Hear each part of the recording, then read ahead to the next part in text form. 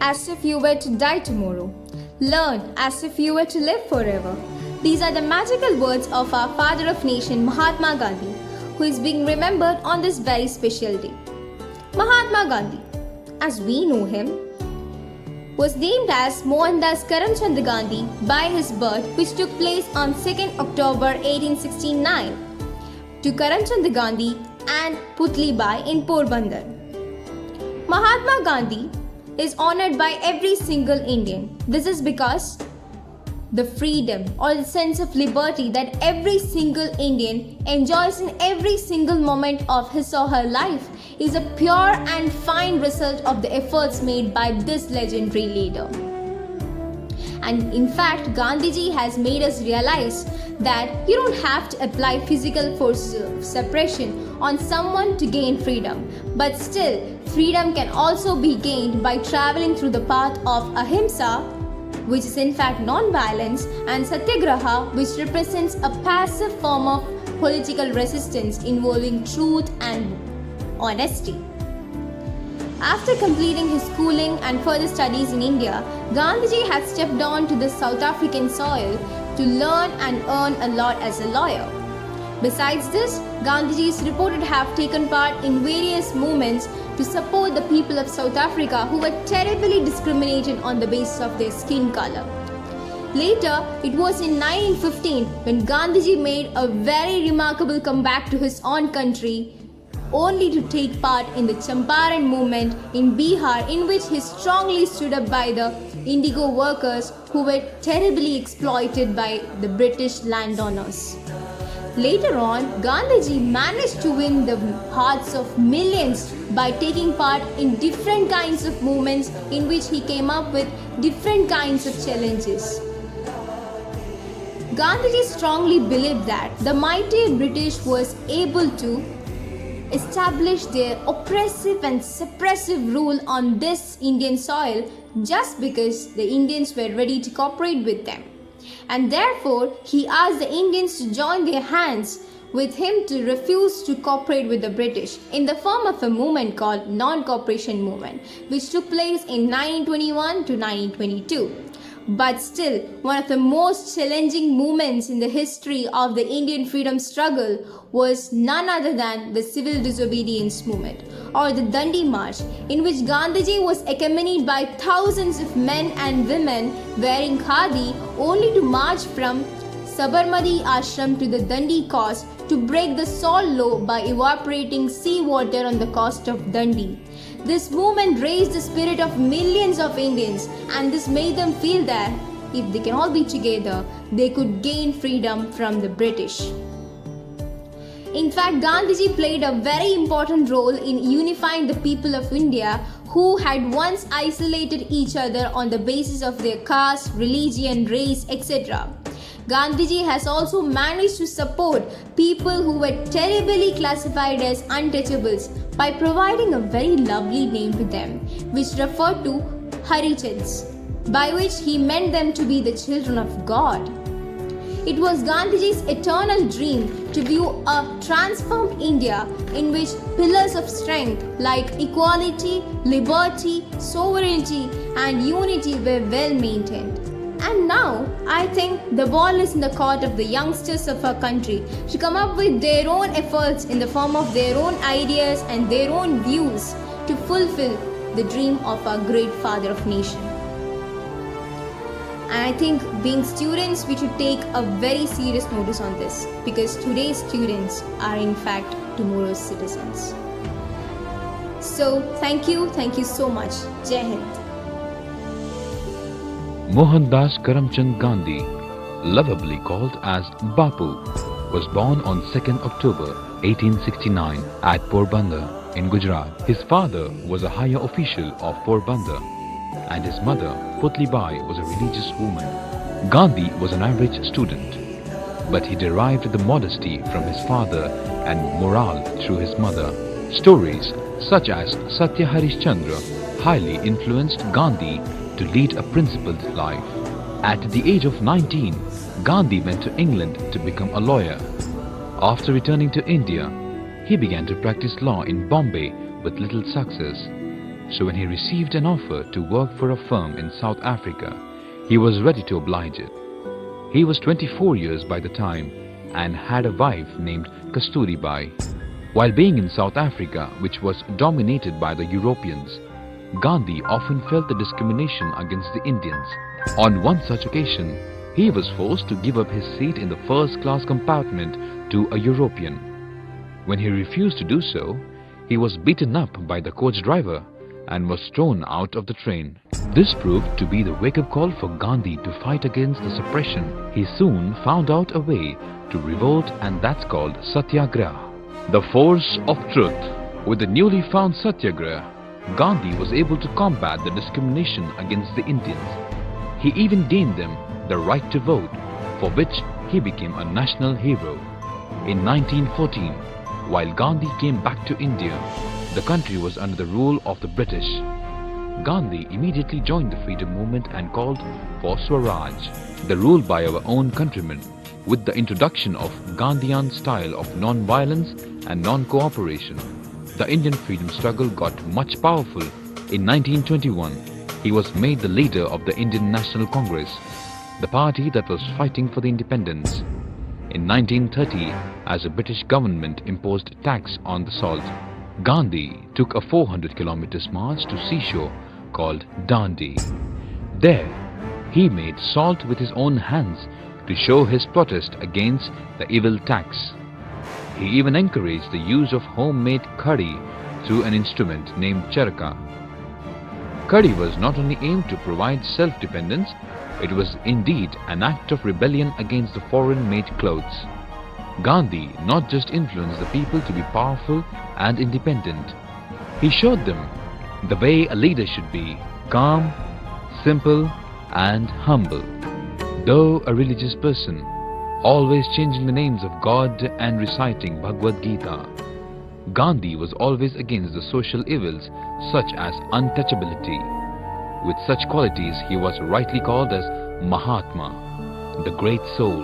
Whenever his ways of non-violence has not yielded the expected results, Gandhiji resorted to the hunger strike, placing his own life in danger for the cause.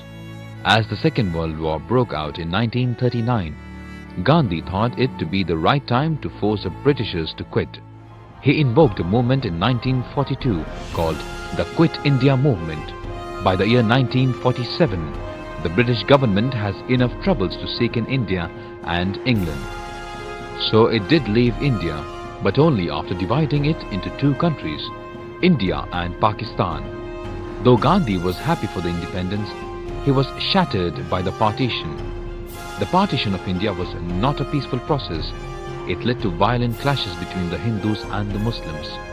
Gandhi repeatedly went to the hunger strikes to restore peace among the country. On one such occasion, in 1948, as Gandhi completed a 2-day hunger strike in New Delhi, he was shot dead by a Hindu nationalist called Nathuram Godse. Though Gandhi was no more to lead the nation, his principles and character has always shown the best way for the leaders to follow. Gandhiji was rightly thought to be the man of the millennium. So they have a museum here. They actually have the cottage that Gandhiji used to live in and another smaller cottage, and you can look at all of them. This is Gandhiji's room right here.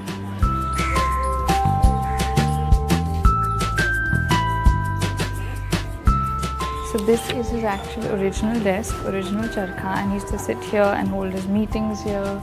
And yeah, this is the same desk that Gandhiji sat at. So you can only imagine the kind of conversations that happened around this desk. There's probably so much history that was decided in this room. When you think about it, it's pretty amazing to be a part of something like that and just stand here in the same place. So you can see here that these were Mahatma Gandhi and Kasturba Gandhi's residential quarters from the year 1918 to 1930.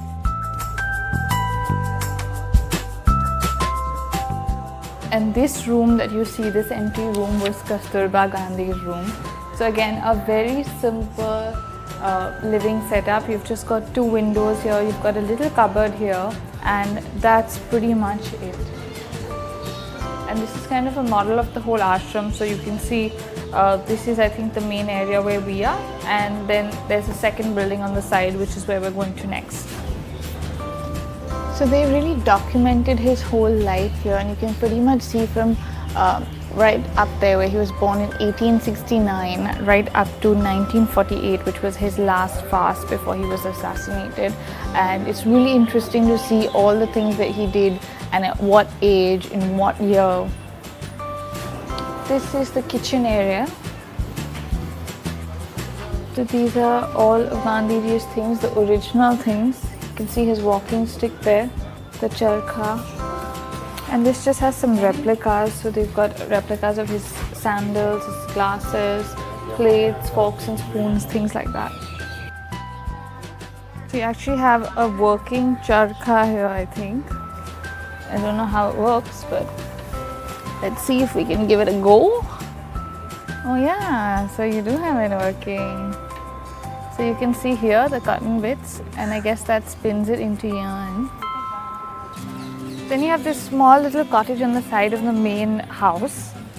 So two people actually lived here. There was Vinoba Bhave who lived here as well. There was also an English woman called Madeline Slade who was renamed Meera by Gandhiji that lived here.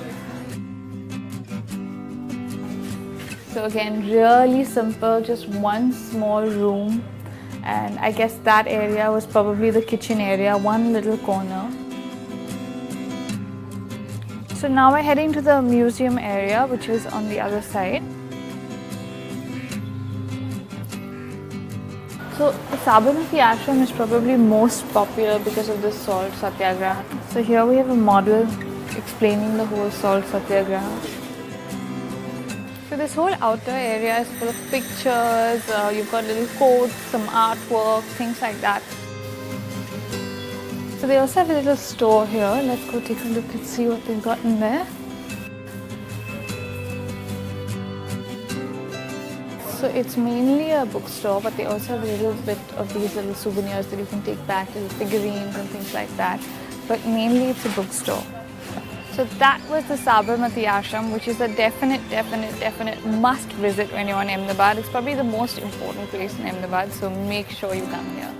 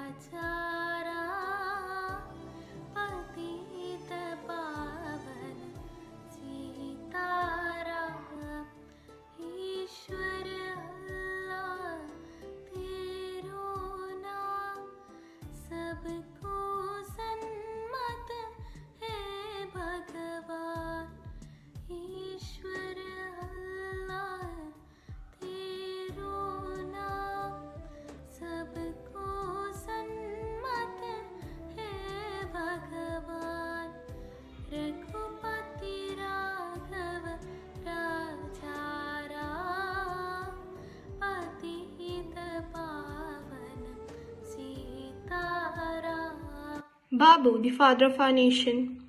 Babu, the father of our nation, we owe you respect and salutations.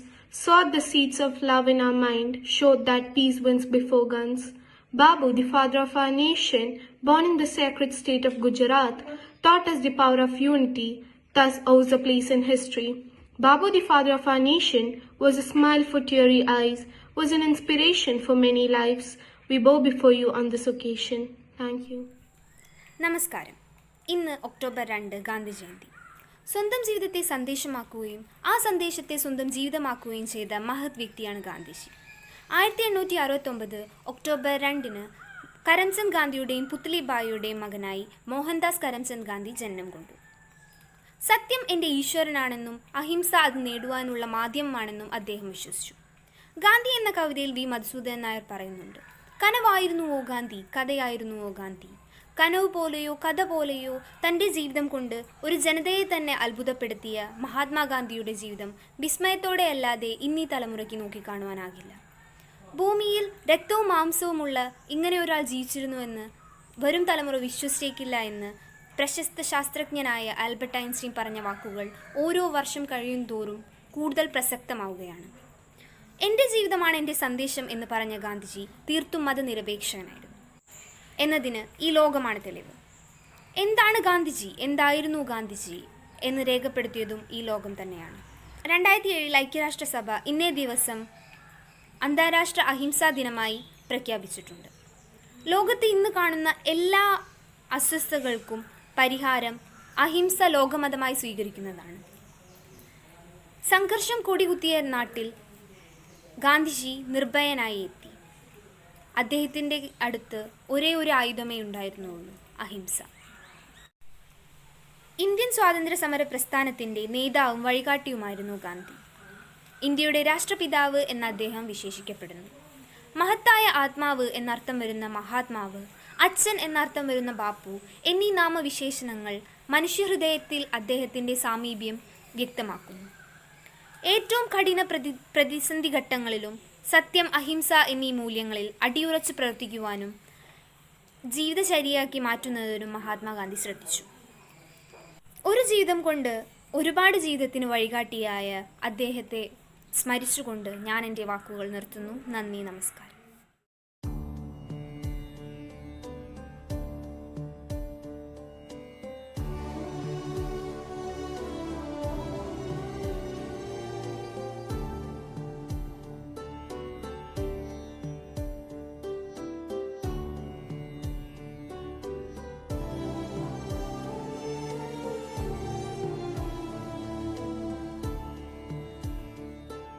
Good morning all. Today I'm gonna recite a poem on behalf of Gandhi Jayanti. Mahatma, the enlightened soul, fought for our nation to gain us freedom. He was kind, humble and generous in every manner. His deeds were worthy of name and fame. He used the tool truth and non-violence. He was firm, stubborn and bold. His heart was filled with love and care, and his spirit lives forever. Thank you.